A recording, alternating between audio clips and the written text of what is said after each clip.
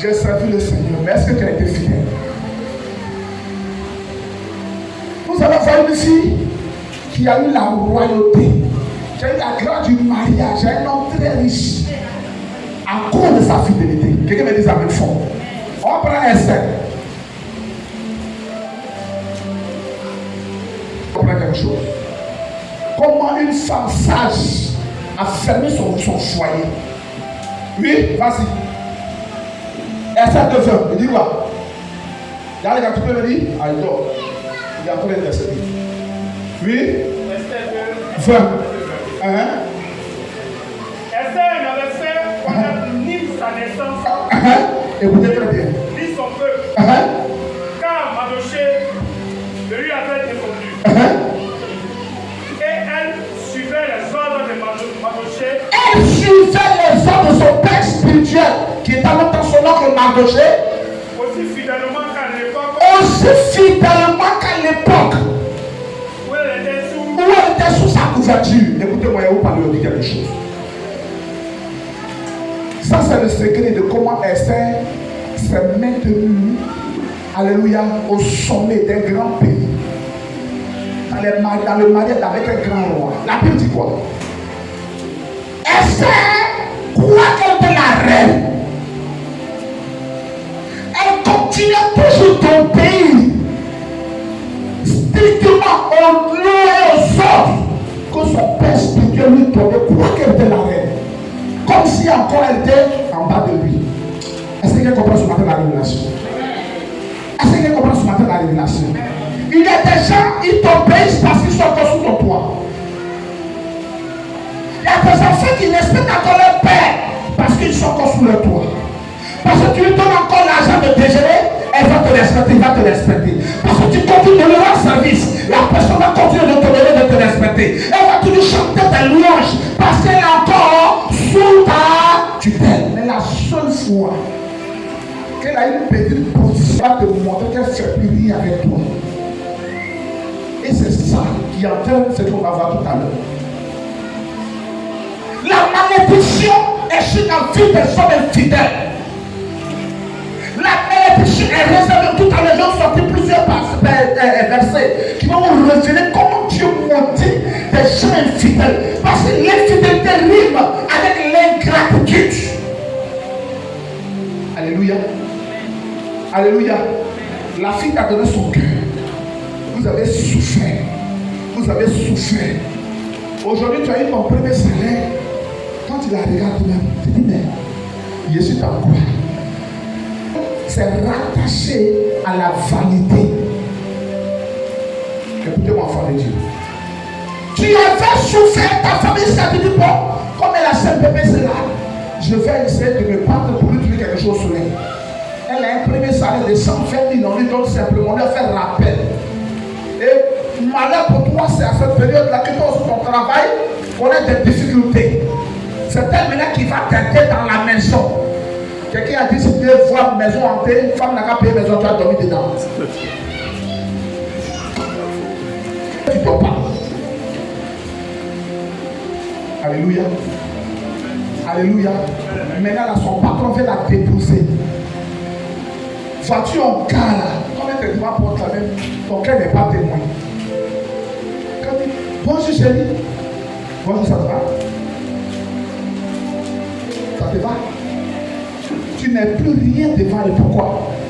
Aujourd'hui, elle aussi elle compte l'argent. L'argent que tu comptais pour tes maris, elle aussi elle a l'argent plus que toi. Ma soeur, voilà ce qui arrive à ce genre de personnes qui deviennent infidèles. L'infidélité, c'est la manifestation de l'ingratitude à l'état pur. Ça veut dire quoi? Je vais montrer aujourd'hui mon vrai visage. Oh, qu'est-ce que Dieu recherche? Dieu recherche des hommes comme David, qui malgré sa couronne de roi, la Bible dit qu'il va commencer à danser. Sa femme dit tu danses comme une vulgaire personne. Il dit ce que je suis par l'Éternel mon Dieu. Quelqu'un me dit ça même fort ce matin. Que je connaisse l'élévation, que tu connaisses la royauté. Je ne change pas, mon amour pour Dieu ne change pas. Ma position vis-à-vis de l'adoration ne changera jamais. Car je suis ce que je suis. Accorde la miséricorde, la compassion que tu as eu pour moi. intellectuelle. En vérité, je ne suis pas d'une famille noble. En vérité, dans ma famille, il n'y a pas quelqu'un qui a été une fois roi. Mais si je suis roi, c'est parce que Dieu, dans sa compassion, dans sa bonté, a mis lui sur ma tête.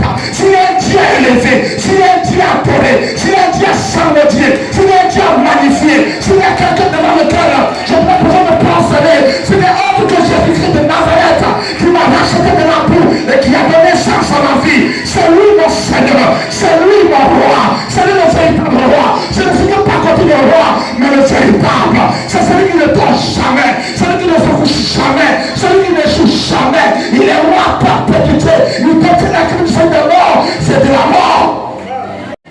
Malgré elle est devenue grande, elle continue de s'humilier devant son Père spirituel. Malgré la connu la royauté, elle garde son statut de chanteur, son statut de simple prédicateur. La position ne lui prend pas la tête. L'argent ne l'a pas mené à changer. Ici là, ici où on prie ici là. C'est pourquoi Dieu il met du temps. Mais il y a des gens, si Dieu a fait.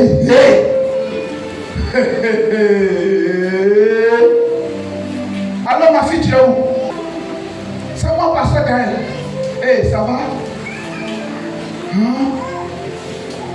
Pardon, je n'ai pas le temps. Tu peux me rappeler? Voilà. Ma copine cause. Il disait quand même, c'est les pasteurs, les mêmes pasteurs. La seule, on est fatigué de nous. C'est comme madame ce matin. C'est comme madame ce matin. Vous voyez? Petit. Il faut débrancher le ventral là. Débranche la boue. Mon fils, il faut débrancher le ventral là. Débranche lui. Non, il ne faut pas couper. Oui, mais il faut couper là-bas. Coupe. Je vous parle. Très souvent, quand tu as chié pour ton père spirituel là, tu as comme l'impression que tu as encore l'approbation de Dieu. Tout le monde peut continuer de marcher comme si tu n'avais rien. Est-ce que je parle à quelqu'un? Quand tu désobéis, tu rabaisses ton père spirituel. Tu rabaisses l'autorité de Dieu établie sur toi. Quand tu as de mépris pour celui qui te nourrit spirituellement parlant, quand tu es désobéissant, rebelle dans ton âme, tu es déjà déconnecté, hein? Mais tu es là comme ça. Il y a des fidèles qui sont encore dans nos églises, mais à longtemps ils sont devenus des païens. Gloire à Jésus. Gloire à Jésus. Écoutez-moi, enfant de Dieu.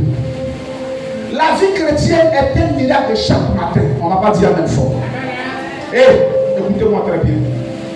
La vie chrétienne n'est pas une affaire de j'ai été chrétien, j'ai fait mes preuves, je n'ai plus rien à prouver, c'est faux. La vie chrétienne est un combat de chaque matin. Avant de me coucher, je dois passer ma journée en revue. Est-ce que toute cette journée, j'ai été trouvé chrétien dans ma façon de me comporter, dans ma façon de m'exprimer, dans ma façon de marcher, dans ma façon de vivre dans le secret? Est-ce que je suis encore chrétien? Et qui a fait cette vidéo, et je pense que ça peut nous servir. Un monsieur avait une tablette. Et un jour, il a voulu rentrer dans l'application, ça n'a pas gardé. Il dit, mais je fais tout, mais ça passe dans l'application, ça n'affiche pas. Il dit, oui, c'est normal. Il dit, pourquoi? Il dit, tu n'as pas fait les mises à jour. Quelqu'un balance la main avec moi ce matin. Quelqu'un balance la main avec moi ce matin. Les mises à... Tout ce que nous voyons dans le physique là, ça sort du surnaturel. La vie chrétienne, il faut faire une mise à...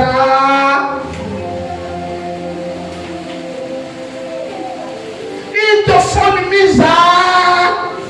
Tu marches encore avec l'onction de 2004. Tu marches encore la révélation de 2004. Cependant, nous sommes en 2024. Quelqu'un m'attend ce matin? Tu as été chrétien en 2024. Tu as pris ton communion avec Dieu. Tu as fait des milliers de petits passages. Tout ça c'est bon. Mais aujourd'hui, est-ce que le plus petit des démons peut encore avoir peur de toi? Est-ce que ton nom est encore dans le livre de vie? Est-ce que Christ, notre Seigneur roi, te reconnaît dans son fichier d'enfant de Dieu? Est-ce que tu te sais encore chrétien? Quand la Bible dit celui qui n'a pas l'esprit de Christ ne lui appartient pas. Quand on a l'esprit de Christ nous pousse vers des choses du Seigneur. On acclame Jésus-Christ de Nazareth. L'Esprit de Jésus crée en nous cette soif de le servir, la soif de encore le glorifier, la soif de se tenir dans la fidélité. Parce que nous allons voir plusieurs attributs. Aujourd'hui, on est dans la fidélité. Une fille est orpheline de surcroît. Elle a été mariée au plus grand roi de toute l'histoire de l'humanité. La Bible dit simplement parce qu'elle a été fidèle à son père spirituel. Elle a écouté les conseils du père spirituel. Même quand elle était dans le palais, elle continuait de se nourrir des révélations et de la sagesse de son père spirituel. Quoique elle n'était plus sous sa tutelle, quoique elle ne vivait plus dans sa maison, quoique elle n'est plus nourrie par ce dernier, mais elle continuait de se rabaisser. Toi, petit salaire, tu ne peux plus te parler. Petit commerce a commencé à faire là. Tu marches, on dirait, il n'y a plus quelqu'un. Ça, là, ce n'est que les prémices des choses que Dieu s'apprête à faire pour toi. Quelqu'un me dit la même chose. Moi, je ne sais pas bien. Il n'y a pas trop, tu te dis, tu te multiplies. Qu'est-ce que tu fais que personne n'a jamais fait? Le bureau où tu es assis là, quelqu'un était là une fois. Quelqu'un m'a pas dit la même chose. La maison que tu occupes aujourd'hui là, quelqu'un l'a déjà occupée. C'est que tu appelles ta femme, elle est, c'est quelqu'un. Ah, donne-moi amen. C'est que tu appelles ton père là, c'est quelqu'un qui l'a pas. On ne va pas dire amen fort. Qu'est-ce que tu as que personne n'a jamais possédé? On doit être canalisé, caractérisé par l'humilité pour nous rattacher au Seigneur. Quelqu'un me dit amen fort. Je m'attache à Dieu. On va continuer à lire.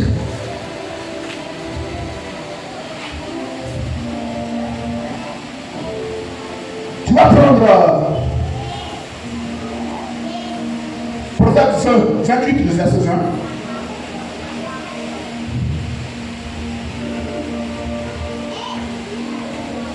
Oui. Proverbe 28, verset 20. Un homme fidèle est comblé de bénédictions. Oh, acclame la parole de Dieu. Acclame la parole de Dieu. Oh, je veux que tu acclames. Oui, dis-toi, il faut me prendre le micro.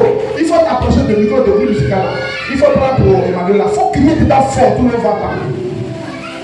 Crie dedans. Un homme fidèle est comblé de bénédictions. Mais celui qui harpe, béni. Ok, va t'asseoir. L'argent de beaucoup de temps, il y a enlevé 30 000 francs dans mon salaire pour donner à un homme de Dieu comme ça, quoi. Je prends ma dîme. Et puis un coup, je perds mon emploi. Et puis après, on me reprend. Et lui, il a perdu ma vie, puis il a perdu mon emploi. C'est parce que lui ne donne plus. Tu as donné combien de cas? Tu as donné combien de cas? 3 cas de celui qui paye la dîme, il pense qu'il ne voit rien. Une personne qui a payé sa dîme et qui a été éprouvée. Dieu veut tester sa fidélité, donne la personne son emploi. Et puis après, on a repris. Et sa décision, je ne paye plus parce que j'ai payé avant. Puis non, tu payes, tu payes pas, c'est quelque chose, je ne paye pas. Et l'autre dit, j'ai payé effectivement, j'ai vu la main de Dieu. Mais l'argent est donné tout pour que j'enlève les dents. Alléluia. La Bible dit ici, celui qui est fidèle, qu'est-ce qui va lui arriver? Sa maison sera comme. Sa maison sera comme. Quand tu payes la dîme, ce n'est pas forcément l'argent. Il y a des gens que Dieu a gardés simplement comme la dîme. Acclame fort le Seigneur. Peut-être ton mari allait mourir. Parce que tu payes la dîme, Dieu le préserve. Peut-être que ta femme allait périr. Mais à cause d'une action, Dieu s'est souvenu d'elle. Et que me dit ça avec fort. Peut-être que tu n'allais même pas faire d'enfant. Mais à cause de ton engagement dans la maison de Dieu, Dieu t'a fait grâce. Il y a toujours une action qui est une réponse de Dieu à nos actions. Quelqu'un me dit amen fort. Il y a toujours un signe dans ta vie qui est la démonstration palpable de ce Dieu que tu sers. Quelqu'un me dit amen fort. Personne ne peut dans la main de Dieu, j'ai servi enfin. Je n'ai pas récolté. Mais là, Dieu dit ici que pour les gens qui sont infidèles, ils seront punis. Dieu t'a racheté du péché. Il dit, viens ma servante, tu vas me servir. Garde-toi dans la pureté. Garde-toi dans la sainteté. Prive-toi des plaisirs de la jeunesse. Pendant dans la fleur de l'âge. Pendant que tout le monde te veut là. Je veux régner sur ta vie. Il dit, Dieu, je t'ai accepté. La minute qui suit après, tu as trahi ton alliance avec Dieu. Tu as commencé à te pervertir. Tu as commencé à te souiller. La Bible déclare que notre corps est la maison de Dieu. C'est dans notre corps que Dieu veut habiter. Dieu nous demande de garder notre corps pur. Il veut siéger en nous de par son esprit. Il veut habiter en nous de par son esprit. Dans l'alliance qu'on a avec Dieu, il dit soyez saints, car votre Dieu est saint. Mais tu es infidèle. Dieu, je t'aime, mais Yohan là aussi je l'aime.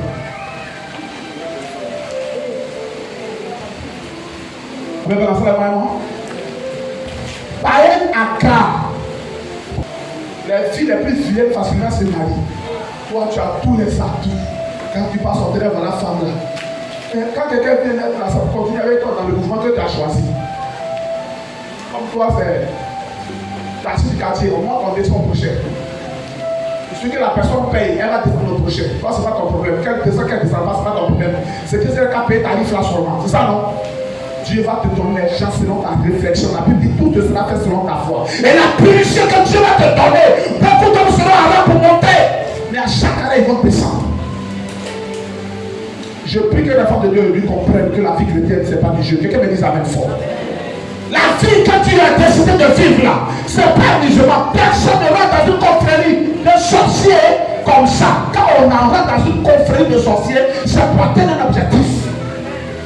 Quelqu'un m'attend ce matin, balance ta main si tu me suis. On dit là, c'est pas béni, hein? C'est pour ça que je prêche. Je dis, quand tu rentres dans une confrérie là, c'est pas un objectif. Quand tu rentres au milieu des frères maçons, c'est peut-être risqué que me dise amen fort. Donc quand tu y rentres là, tu prends des dispositions pour atteindre l'objectif pour lequel tu es rentré. Est-ce que je parle à l'enfant de Dieu? Est-ce que je parle à l'enfant de Dieu? Est-ce que je parle à quelqu'un ce matin? Acclame le Seigneur. Je vais le faire pour vous. Quand tu as décidé de donner ta vie au Seigneur Jésus, c'est un engagement. Tu as prêté serment le jour de ton baptême. Seigneur, je te suivrai. Que souffre les tempêtes, je marcherai avec toi. Seigneur, je te suivrai. Que je lève l'enfant, je marcherai avec toi. Seigneur, quelle que soit ni la pauvreté, ni la bassesse, ni les humiliations ne pourront m'éloigner de toi. Car tu es ma fille Jésus. Je décide aujourd'hui de marcher avec toi. Tu as prêté serment le jour de ton engagement. Et le Seigneur ce matin m'invite à te rappeler que tu es sous serment. Détache-toi du péché. Dieu t'appelle ce matin à la fidélité, à pratiquer sa parole, à garder ton corps dans la pureté, dans la sainteté. Alors seulement tu verras sa gloire.